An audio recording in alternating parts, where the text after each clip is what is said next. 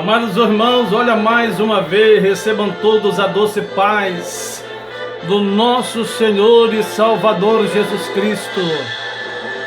Sou eu mesmo, seu irmão em Cristo, evangelista Sérgio Freire, trazendo para você nesta tarde de hoje uma mensagem da parte de Deus para impactar o seu coração. Quero vos cumprimentar, a você que está em casa, você que está sentadinho para ouvir esta mensagem. Receba a maravilhosa paz do nosso Senhor e Salvador Jesus Cristo. Quero eu convidar você para abrir a sua Bíblia comigo no livro de Êxodo, no capítulo 3, onde Deus fala com Moisés no meio de uma sarça de fogo. Mas eu quero orar com você primeiro. Senhor, nosso Deus e nosso Pai, graças te dou a Deus pela oportunidade de poder nesse momento, Senhor, falar para muitas pessoas acerca desta palavra. Ó Deus, que a unção do Teu Espírito esteja nesta mensagem e que a salvação, ó Deus, alcance o máximo de pessoas, porque é já a última hora. Êxodo capítulo 3 diz assim, irmãos: E apacentava Moisés o rebanho de Jetro, seu sogro, sacerdote de Midian. E levou o seu rebanho à tarde do deserto e veio ao monte de Deus, a Horebe. E apareceu-lhe o anjo do Senhor em uma chama de fogo, no meio de uma sarça, e olhou, eis que a sarça ardia no fogo, e a sarça não se consumia. Amados irmãos, todos nós sabemos e conhecemos muito bem a história em que fala acerca de Moisés, quando Moisés foi escolhido por Deus para ser o libertador de Israel. Observe que o texto nos fala, amados irmãos, em que Moisés ele foi criado no Egito. Moisés ele foi criado em todos os ensinamentos egípcios, mas apesar de ele ter sido criado em seus ensinamentos egípcios, apesar de ele ter sido criado com Faraó, Deus estava preparando ele para um propósito. Deus tinha um propósito, tinha um projeto. Deus não faz nada de qualquer maneira. Se a criança desceu no rio dentro de um cesto, era um propósito. Se a filha de Faraó pegou Moisés criança e criou no Egito, tinha um propósito. Agora Moisés, ele mata um egípcio. E por matar o egípcio agora ele tem que fugir para não ser morto. O texto nos fala que ele atravessa aquele deserto, e o deserto simboliza a trajetória de vida de alguém, de uma pessoa ou de um povo. E naquele momento estava mostrando que a trajetória de vida de Moisés ao sair do Egito não foi uma trajetória fácil, não foi uma caminhada fácil. A saída de Moisés do Egito não foi uma caminhada com facilidade. Ele passou sede, ele passou fome, ele teve tempestade, ele teve momento de frio, momento de calor. O preparo de Moisés para chegar dentro do propósito de Deus foi árduo, foi com dificuldade, foi com lutas e provações e perseguições. Agora observe que agora Moisés ele chega na casa de Jetro. Ele chega em Midian, na casa de Jetro.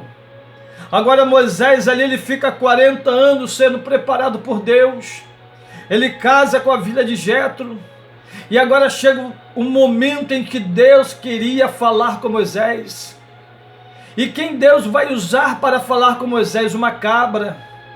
Deus vai usar um animal, fazendo com que aquele animal suba aquele monte, e faz com que Moisés vá atrás daquela cabra, daquela ovelha, e chegando em cima daquele monte, é aquele momento que Deus escolheu para bradar, para falar com Moisés o que ele precisava de ouvir.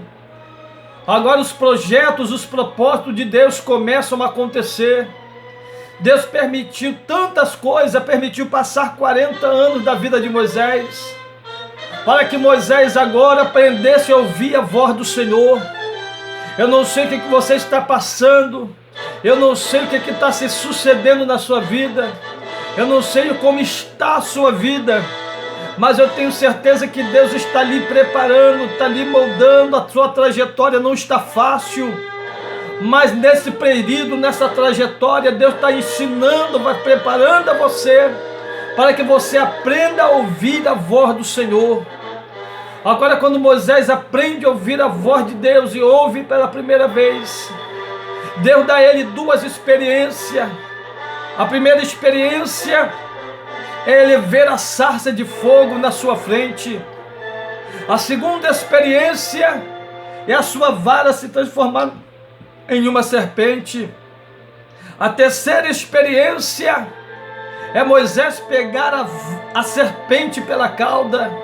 A quarta experiência é Moisés ficando com a sua mão leprosa e ao mesmo tempo depois ficando com a sua mão curada. Agora Moisés começa a entender que ele estava diante de um Deus, o Deus de Abraão, de Isaac e de Jacó, a qual seu pai já tinha lhe falado. E agora Moisés estava sendo encorajado, estava sendo preparado, estava sendo pronto para um propósito. Você está sendo preparado também para um propósito. Você, minha irmã, está sendo preparada para um propósito. Você, presbítero, está sendo preparado para um propósito. Você, pastor, está passando por esse processo também, porque está sendo preparado para um propósito. Qual é o propósito de Deus? É fazer com que você esteja pronto para atender os seus propósitos divinos. Se é para pregar o evangelho, pregue com excelência. Se é para trabalhar com curas e libertação, faça com excelência. Se é para ensinar a palavra de Deus, ensine com entendimento e sabedoria, faça com excelência. Porque Deus está te moldando, está permitindo você passar por tantos processos, para que você entenda, para que você compreenda que Ele quer de você. Glória a Deus, que você confie nele, que você atenda o seu chamado, que você atenda o seu propósito, e com certeza o nome do Senhor será glorificado na sua vida. Moisés já tinha passado pelo processo do deserto, Moisés já tinha passado pelo processo do Egito, Moisés já tinha passado, glória a Deus, 40 anos sendo preparado em Midian. Deus deu a ele esposa, Deus deu filho, e agora ele está diante do Senhor na sarça ardente. Agora Moisés vai descer da sarça, não despreparado, mas agora preparado por Deus. Mas agora ele está pronto por Deus. Para quê? Porque agora ele estava como Deus na terra. Êxodo capítulo 7. Tu serás Deus na terra, e Arão será o teu profeta. Moisés agora está pronto, preparado. Passou tanto tempo, passou tantos anos, mas o tempo do preparo chegou. Eu quero dizer que o seu tempo está às portas. Aquilo que Deus falou, Ele vai fazer. Aquilo que Deus falou, Ele vai cumprir. Aquilo que Deus prometeu há anos a você, Ele vai realizar. Aí você diz, mas já tem 20 anos, mas Deus não é Deus para que minta, nem filho que homem para que se arrependa.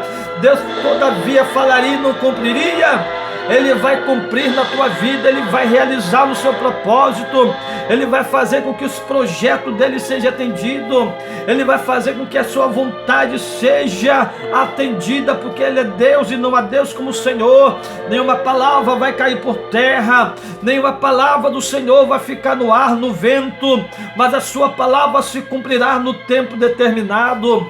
Agora Moisés vai com Arão, e quando ele chega no Egito, ele já não chega mais como príncipe do Egito, ele já chega agora como mensageiro do Senhor, como sacerdote, como profeta do Senhor. ele já chega agora diante de Faraó, como profeta, como Deus na terra. Ele chega agora enviado por Deus, porque agora Deus é a sua garantia. O Senhor deu a garantia a Faraó: tu está indo para o Egito, mas eu estou indo contigo. Tu vai usar o cajado e eu vou fazer milagre. Tu vai falar para Faraó e eu vou cumprir aquilo que sair da sua boca. Moisés estava pronto para que Deus pudesse usá-lo como um canal, como uma ferramenta, como instrumento. E a pergunta que Deus quer fazer nessa tarde é essa: você está pronto para o chamado? Você está pronto para ser um canal de bênção? Você está pronto para que Deus fale pela sua boca e cumpra as palavras que sair da sua boca? Importa que Ele cresça e eu e você diminua. Importa que Ele apareça e nós venhamos desaparecer, porque a glória do Senhor. Agora entenda o que Deus está dizendo. Agora entenda o que Deus está falando. Deus usou a boca de Moisés. 10 pragas foram lançadas sobre o Egito. Pessoas padeceram. Na última praga, crianças morreram. Crianças padeceram, morreram, porque a morte passou, e todo primogênito foi morto, e todos aqueles que não tinham marca do sangue do Cordeiro, esse foi morto. Agora, enquanto a praga chegava no Egito, o povo de Deus estava protegido, estava guardado, estava debaixo da proteção do Todo-Poderoso. Eu quero dizer para você nesta tarde, a você que está preocupado, por você que anda assustado, a Bíblia manda: descansa no Senhor e confia nele. Entrega o seu caminho ao Senhor e confia nele, e o mais Ele fará. Deus está dizendo que Ele é o teu refúgio, Ele é a nossa fortaleza, Ele é o nosso esconderijo. O salmista, no capítulo 27, ele disse: uma coisa eu pedi ao Senhor e buscarei, que eu possa morar na casa do Senhor todos os dias da minha vida. É no dia da adversidade o Senhor me esconderá no seu pavilhão. Deus está escondendo a sua igreja, Deus está protegendo a sua noiva, porque é noiva de Cristo. A igreja de Cristo está predestinada, ela é escolhida, preparada e predestinada para o grande dia do arrebatamento da igreja. Assim foi com Israel. Israel estava predestinado a sair do Egito. Deus mandou Moisés no Egito, porque Moisés estava ali e ele tipificava Cristo, para tirar Israel da escravidão, para tirar Israel das mãos de Faraó. Eu quero dizer para você uma coisa: havia uma promessa, e essa promessa se cumpriu na vida de Josué e Caleb, porque a promessa era essa: tirar Israel do Egito, levar para a terra que manava leite e mel. Mas havia uma promessa, mas no meio da promessa também, Deus faz separação daqueles que são dele e daqueles que não são. Deus conhece aquele que é fiel, Deus conhece aquele que é verdadeiro, Deus conhece aquele que é santo, Deus conhece aquele que tem a marca de Cristo, Deus conhece aquele que quer obedecer, Deus conhece aquele que quer fazer sua obra, Deus conhece o íntimo, Deus conhece os corações, Deus conhece os pensamentos. Agora o Senhor tira Israel, tira o povo passa pelo deserto, que é o teste da fidelidade.